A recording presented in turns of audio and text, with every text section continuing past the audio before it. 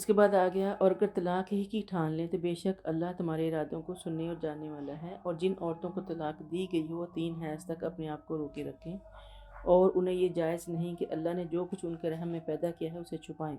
اور اگر وہ اللہ اور آخرت کے دن پر ایمان رکھتی ہیں اور اگر ان کے خاوند اس مدت میں پھر سے تعلق استوار کرنے پر آمادہ ہوں تو انہیں زوجیت میں واپس لینے کی زیادہ حقدار ہے۔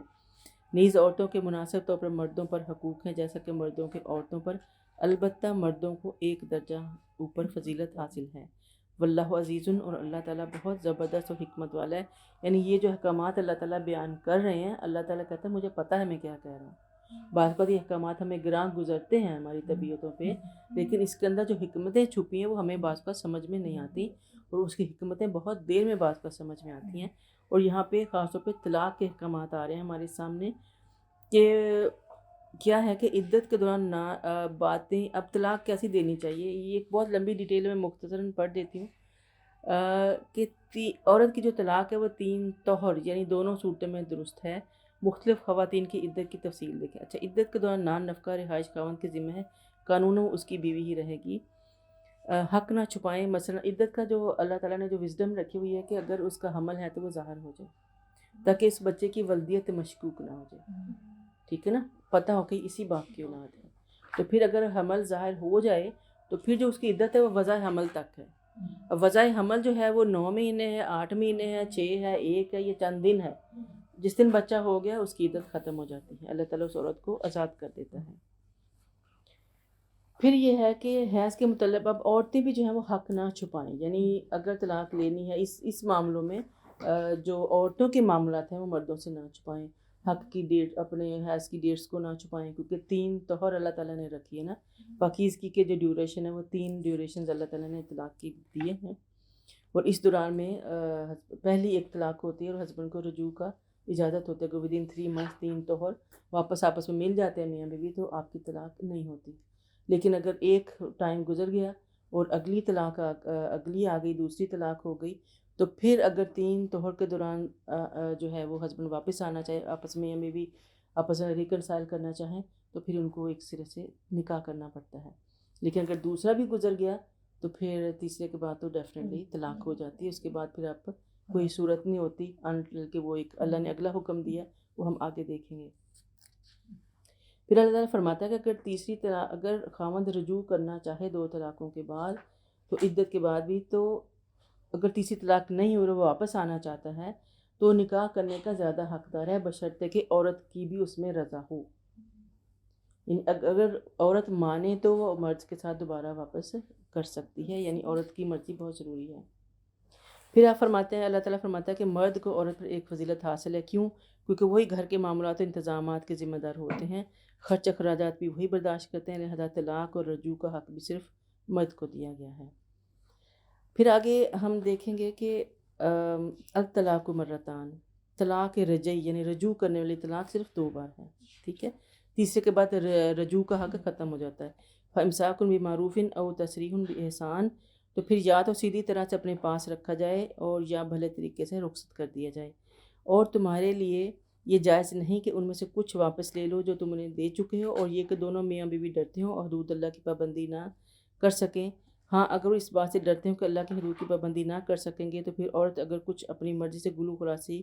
کرانا چاہے تو ان دونوں پر کوئی گناہ نہیں، اور یہ اللہ کی حدود ہیں، ان سے آگے نہ بڑھو، اور جو کوئی اللہ کے حدود سے آگے تجاوز کرے گا تو ایسے لوگ ظالم ہے۔ یہاں سے خلا کا آ گیا، طلاق کا حق اور رجوع کا حق تو اللہ نے مرد کو دے دیا۔ اب اگر یہ دونوں صورتوں کے باوجود عورت مزربل ہے اور اس نکاح سے نکلنا چاہتی ہے تو اسے اللہ تعالیٰ نے خلا کا حق دیا ہے۔ اب خلا جو ہے وہ اس میں ہوتا کہ اب عورت جو ہے وہ علیحدگی کی خواہاں ہے، وہ نہیں چاہتی اس مرد کے ساتھ رہنا، تو عورت جو ہے وہ کچھ معاملہ اب میاں سے کو ڈیل کرتے کہ بھئی اتنے پیسے لے لو، یا میں تمہارا حق معاف کر دوں گی، یا کچھ دے دلا کے بس میری جان چھوڑ دو، تو یہ آپس کی ڈیل کر سکتے ہیں، ایسا ہو سکتا ہے۔ اس کے بعد آ گیا کہ پھر اگر مرد تیسری طلاق بھی دے دے تو اس کے بعد عورت اس کے لیے حلال نہ رہے گی حتیٰ کہ وہ کسی دوسرے خاوند سے نکاح نہ کرے۔ ہاں، اگر دوسرا خاوند اسے طلاق دے دے تو پھر پہلا خاوند اور یہ عورت دونوں اگر یہ ظن غالب رکھتے ہوں کہ وہ حدود اللہ کی پابندی کر سکیں گے تو آپس میں رجوع کر سکتے ہیں اور ان پر گناہ نہ ہوگا۔ یہ ہیں اللہ کی حدود جنہیں اللہ اہل علم کے لیے کھول کر بیان کرتا ہے۔ یہاں پہ وہ حلالہ والی بات آ گئی، اور حلالہ میں خاص طور پہ یہی ہے کہ کوئی شخص محض اس لیے اپنی بیوی کو حلال کرنے کی خاطر کسی دوسرے شخص سے نکاح نہ کرائے کہ وہ اس سے طلاق لے گی اور واپس اس سے نکاح کرے گی. آج کل یہ کھیل بنا ہوا ہے اور یہ چل رہا ہے. تو اس طرح کے نکاح سے عورت پہلے شوہر سے ہرگز حلال نہ ہوگی. حضرت جابر فرماتے ہیں کہ آپ نبی کریم صلی اللہ علیہ وسلم نے حلالہ نکالنے والے اور نکلوانے والے پر لعنت کی ہے. آپ نے ایک دفعہ کسی ایک ہی محفل میں جو تھیں کسی نے 3 طلاقیں دے دی، کیونکہ اللہ نے پورا ایک سسٹم بنایا طلاق دینے کا. تو کسی نے ایک ہی، جیسے آج کل مرد کہتے ہیں نا میں نے اپنے پورے خواہش میں طلاق دی. تو نبی کے وسلم فرماتے ہیں ان کو جب پتہ چلا کہ کسی بندے نے یہ کیا تو آپ ایک دم غصے سے اٹھ کھڑے فرمایا میرے جیتے جی اللہ کی کتاب سے کھیلا جا رہا ہے، کیونکہ یہ احکامات کی کھلی نافرمانی تھی. اس طرح مذاق میں بھی نکاح طلاق وغیرہ کی بات نہیں ہونی چاہیے. اگر کوئی ایسا کرے گا تو لاگو ہوگا یعنی نافذ ہوگا. یہ نہیں ہوگا مذاکر کھیل میں طلاق دے دوں نہیں بعد میں نے تو مذاق کیا تھا. نہیں، نہ ہی نکاح کے کلمات جو ہوتے ہیں خطبے کے کہ میں قبول ہے، ایسی باتیں مذاق میں بھی نہیں کرنی چاہیے. اور پھر رہ گیا کہ اب ایک تھوڑی سی کلیئری وہی بات کہ عورت جو ہے اس کی مرضی اس سے ضرور پوچھنی چاہیے، لازم ہے. اور ان آیتوں سے یہ بھی پتہ چلتا ہے کہ جو اللہ تعالیٰ مرد کو حکم دے رہا ہے کہ عورتوں کے نکاح کرو، ان کو اجازت دو، ان کو یعنی کہ ولی کی اجازت سارے پروسیس میں بہت ضروری ہے، چاہے پہلا نکاح ہو چاہے دوسرا نکاح ہو. اچھا، اس کے بعد آ گیا کہ جب تم عورتوں کو طلاق دے دو تو ان کی عدت پوری ہونے کو آ جائے یا تو پھر سیدھی طرح انہیں اپنے پاس رکھو یا بھلے طریقے سے انہیں رخصت کر دو، انہیں تکلیف پہنچانے کی خاطر نہ روکو. یعنی یہ پھر ہوگا کہ اگر طلاق دو طلاقیں گزر گئی، تیسری آپ چاہتے ہیں واپس رجوع کرنا تو صرف اس کو ضد میں تکلیف پہنچانے کے لیے ایسا نہ کرو. اگر نیت خالص سے گھر بسانے کا کنٹینیو کرنے کا ارادہ ہے تو انہیں روکو، اور وہ بھی اگر وہ راضی ہوں تو آپ اپنی مرضی نہیں چلا سکتے اس کام میں. پھر آ گیا کہ اللہ تعالیٰ کے احکامات کا مذاق نہ اڑاؤ اور اللہ کے اس احسان کو یاد کرو جو اس نے تم پر کیا، جو اس نے تم پر کتاب و حکمت نازل کی، اس کے ذریعے وہ تمہیں نصیحت کرتا ہے. اللہ سے ڈرتے رہو اور جان لو کہ اللہ ہر چیز کو خوب جاننے والا ہے. اور جب تم عورتوں کو طلاق دے دو اور اپنی عدت کو پہنچ جائیں تو انہیں اپنے پہلے خاوندوں سے نکاح کرنے سے نہ روکو جبکہ وہ معروف طریقے سے آپس میں نکاح کرنے پر راضی ہوں. جو کوئی تم میں سے اللہ پر اس کے آخرت پر دن پر ایمان رکھتا ہے اسے اسی بات کی نصیحت کی جاتی ہے، یہی تمہارے لیے شائستہ پاکیزہ طریقہ ہے. اپنے احکامات کی قیمت اللہ تعالیٰ جانتا ہے، تم بھی جانتے ہو. یہ وہی بات ہے کہ اگر غصے میں یا جو بھی حالات میں 2 طلاقیں ہو بھی گئیں لیکن اگر شوہر واپس رجوع کرنا چاہتا ہے اور عورت بھی مانتی ہے تو اس میں خیر ہے. آپ اپنی ضد کی وجہ سے ان کو مت روکیں، کیونکہ ایک کنبہ خاندان ٹوٹنے سے بچ رہے ہیں اور ان کے بچے رلنے سے بچ رہے ہیں. سب سے زیادہ سفر تو بچے کرتے ہیں نا، وہ دونوں تو پھر گھر بسا لیں گے، وہ بچے پھر گیند بل جاتے ہیں کبھی تو کبھی. تو اللہ تعالیٰ کہتا ہے اس کی حکمتیں میں جانتا ہوں. اب اس کے اندر ایک چھوٹا سا واقعہ ہے کہ حضرت موکل بن یسار کہتے ہیں کہ میری بہن جمیلہ کو اس کے خاوند عاصم نے طلاق دے دی. طلاق رجعی یعنی پہلی والی طلاقیں تھیں، مگر رجوع نہ کیا اور عدت پوری ہو گئی. پھر عدت گزرنے کے بعد دوبارہ نکاح کے لیے مجھے پیغام بھیجا، جبکہ مجھے اور بھی پیغام آ چکے تھے. یعنی بہن کو وہ بتا رہے ہیں کہ میری بہن کو 2 طلاقیں ہو گئی تھیں تو اب اس کے خاوند نے پیغام بھیجا کہ نہیں میں اب دوبارہ نکاح کرنا چاہتا ہوں. تو اور مجھے اور لوگوں نے بھی پیغام بھیج چکے تھے. تو وہ میں نے غیرت اور غصہ سے برا بھلا کہا اور انکار کیا کہ قسم کھا لی کہ اب نکاح نہ ہونے دوں گا، یعنی تمہارا اس شوہر سے واپس نہیں ہونے دوں گا. اس وقت اللہ تعالیٰ نے یہ آیت نازل فرمائی اور میں نے اس کے حکم کے آگے سر تسلیم خم کر دیا اور قسم کا کفارہ بھی ادا کر دیا. واضح رہے کہ جمیلہ عاصم سے ہی نکاح چاہتی تھی. اس حدیث سے کچھ اور باتیں معلوم ہوئیں کہ ولی کے بغیر نکاح درست نہیں، اور دوسری کئی حدیث سے بھی ثابت ہوتا ہے کہ اللہ تعالیٰ نے عورت کی رضا کو ولی کی رضا سے مقدم رکھا ہے. ولی کے لیے ضروری ہے کہ عورت کی رائے کا احترام کرے. اس آیت کا یہ مطلب بھی ہے کہ جو شخص اپنی عورت کو طلاق دے چکا ہو، وہ متعلقہ عورت اپنی عدت گزار کر کسی اور سے نکاح کرنا چاہتی ہو تو سابقہ شوہر کو کوئی ایسی کمینی حرکت نہیں کرنی چاہیے اس کے ہونے والے نکاح میں رکاوٹ ڈالے.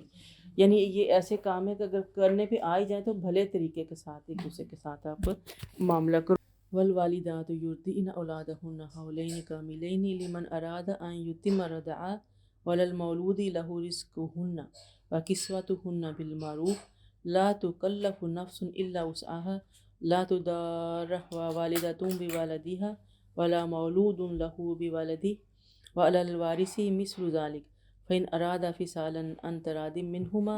وتشاور فلا جناح عليهما وَإِنْ أَرَدْتُمْ أَنْ تَسْتَرْضِعُوا أَوْلَادَكُمْ فَلَا جُنَاحَ عَلَيْكُمْ إِذَا سَلَّمْتُمْ مَا آتَيْتُمْ بِالْمَعْرُوفِ وَاتَّقُوا اللَّهَ وَاعْلَمُوا أَنَّ اللَّهَ بِمَا تَعْمَلُونَ بَصِيرٌ۔ اب ایک نیا حکم آ گیا ہمارے سامنے، وہ ہے کہ ردات یعنی بچوں کو جو دودھ پلانے والا حکم ہے۔ جو باپ یہ چاہتا ہے کہ اس کا بچہ پوری مدت دودھ پیے تو مائیں اپنے بچوں کو پورے 2 سال دودھ پلائیں، کیونکہ باپ نان نفع کا مایا ہے، اس کے اوپر ذمہ وہ آپ کو دے رہا ہے، کھلا رہا ہے، پلا رہا ہے، تو مائیں اپنی مرضیاں نہیں کر سکتی کہ باپ چاہتا ہے کہ اس کا بچہ پورے 2 سال دودھ پیے تو ماں کو پلانا چاہیے۔ اور ماں اور بچے کے کھانے اور کپڑے کی ذمہ داری یعنی باپ پر ہے، تو یہ خرچ معروف طریقے سے دے، مگر کسی پر اس کی وسعت سے زیادہ بار نہ ڈالا جائے، اور نہ تو والدہ کو اس کے بچے کی وجہ سے تکلیف دی جائے، اور نہ باپ کو بچہ کی وجہ سے۔ باپ مر جائے تو یہی ذمہ داری وارث پر ہے، اور اگر وہ باہمی رضامندی اور مشورہ سے دودھ چھڑانا چاہیں تو ان پر کوئی گناہ نہیں۔ اگر تم اپنی اولاد کو کسی سے دودھ پلوانا چاہو تو بھی کوئی حرج نہیں، جبکہ تم دایا کو دستور کے مطابق اس کا معاوضہ دے دو جو تم نے طے کیا ہے، اور اللہ سے ڈرتے رہو، جان لو کہ جو کچھ بھی تم کرتے ہو اللہ تعالیٰ اسے خوب دیکھ رہا ہے۔ پھر آگے کہ اور تم میں سے جو لوگ فوت ہو جائیں ان کی بیویاں زندہ ہوں تو ایسی بیوائیں 4 ماہ 10 دن انتظار کریں، اور پھر جب ان کی عدت پوری ہو جائے تو تمہیں اس بات کا گناہ نہیں، اپنے حق میں جو کچھ معروف طریقے سے کریں، جو کچھ تم کرتے ہو اللہ اسے خبردار ہے۔ یعنی عدت کے بعد اگر وہ شادی کرنا چاہیں انہیں ان سے نہ روکا جائے، یا پھر ان کی جو عدت ہے وہ 4 ماہ 10 دن ہے، یا پھر وضع حمل ہے۔ اگر وہ حاملہ ہیں اور شوہر فوت ہو جاتا تو جب بھی بچہ ہوگا ان کی عدت جو ہے وہ ختم ہو جاتی ہے۔ ایسی بیواؤں کو اگر تم اشارتاً پیغام نکاح دے دو یا اس بات اپنی بات اپنے دل میں چھپائے رکھو،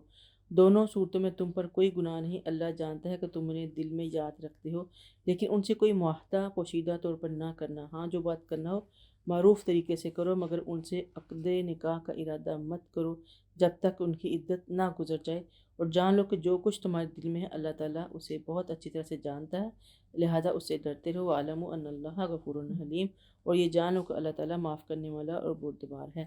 یعنی اگر کسی کے دل میں کوئی عورت بیوہ ہو گئی ہے، اس کے دل میں آتا ہے کہ اب اس کے ساتھ میں نکاح کروں گا، تو جب تک وہ اپنی عدت سے نہ نکل جائے، آپ کی چاہت آپ کے دل میں رکھو، اس کو نکاح کا پیغام نہیں دے سکتے جب کہ اس کی عدت ختم نہ ہو جائے۔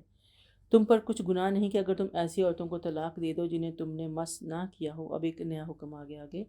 اور نہ حق مہر مقرر کیا ہوا ہو، البتہ انہیں کچھ نہ کچھ دے کر رخصت کر دو۔ وسعت والا اپنی حیثیت کے مطابق اور تنگ دست اپنی حیثیت کے مطابق انہیں بھلے طریقے سے رخصت کرے، یہ نیک آدمیوں پر حق ہے۔ یعنی ایسی صورت میں جب کسی کے ساتھ نکاح ہو چکا ہے لیکن رخصتی نہیں ہوئی،